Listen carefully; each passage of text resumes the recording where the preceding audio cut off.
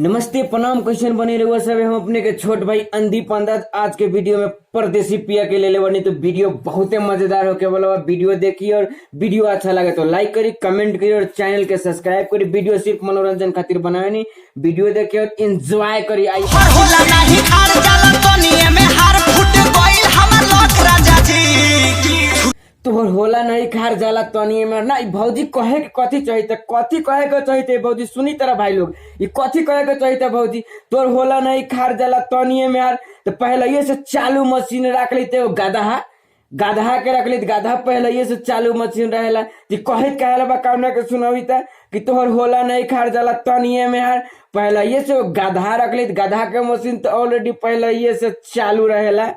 फुटे लागेला पसीना जालो थपलो जवानी के सिरफ राजा जी।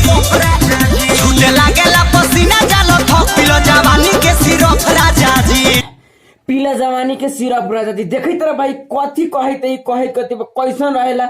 ये अपना भतार के कैसे पियोई था जवानी के सिरप, कैसन रहेला जवानी के सिरप? तो हमनियों के बताओ, हमनियों तक जवानी के सिरप पीली ना। कहे के कथी चाहिए कैसन रहेला तक देखा हमनी के जवानी के सिरप कैसन रहेला, कैसन रहेला जवानी के सिरप। दुनु बेरा रौवाली हल करी खूबे विटामिन मिली होई ना।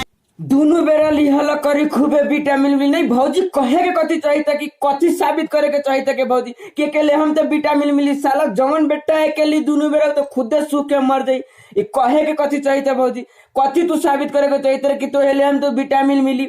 साला दो बेर कथी कितनों बेर कहे तो विटामिन तो पूरा गिरी। तो साला कहाँ से विटामिन मिली भौजी? तू साबित करे के कथी चाहिए कि तोहे ले हम तो विटामिन मिली? उस साला तो खुद सूख के मर जी दो बेरा तोहे ली। जो दो डर में हावड़ा पुल में का